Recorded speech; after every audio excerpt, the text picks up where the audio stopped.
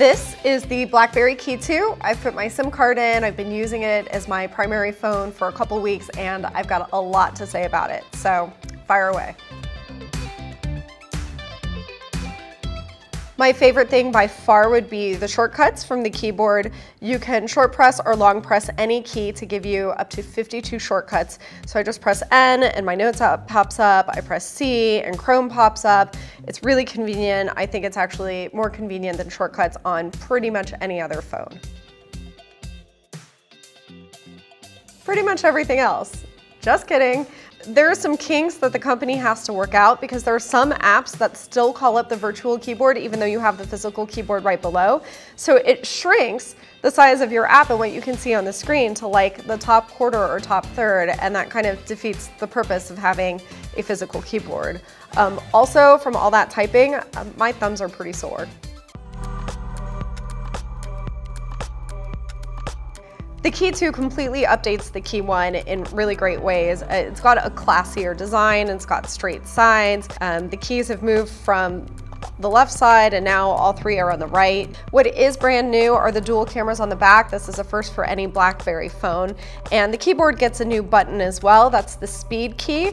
And so this is something that will help you open up your keyboard shortcuts. Like when you need to long press to launch an app, you're gonna press that first. And all of the internals are upgraded as well. So I do think that the company deserves kudos for bringing it into the modern age.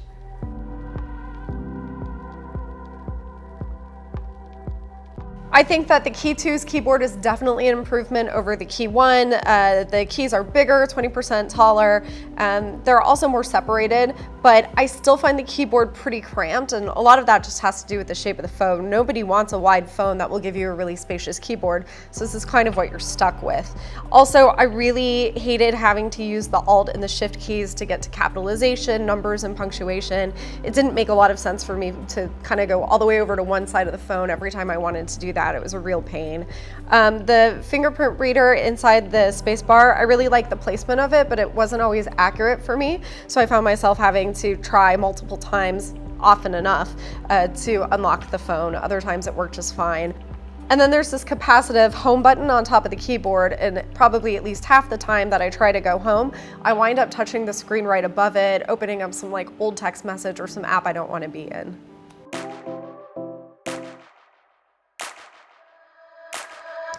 Yeah, I was pretty happy with photo quality actually. You've got the dual 12 megapixel cameras on the back, 8 megapixel camera on the front. Photos when you have plenty of light were actually very good, very colorful, crisp and detailed. It's when you got into low light scenarios that the camera really struggled. Portrait mode photos were pretty usable as well. You're not gonna see all of the effects and controls that you might on other phones. So you're not gonna have extra lighting options or control the blur effect. But again, I was pretty happy with them. Selfies were all right. There's no beauty mode. Some people really like that. I could really take it or leave it myself. I would use a selfie, but definitely not the quality that you're gonna see on some of the top tier phones.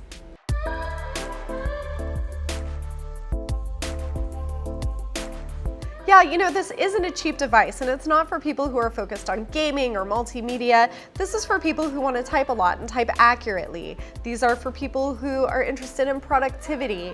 I think that it's a really great upgrade for people who have been using an older Blackberry device, but if you're switching from an all-screen phone, it's going to be frustrating and unfamiliar, especially at first.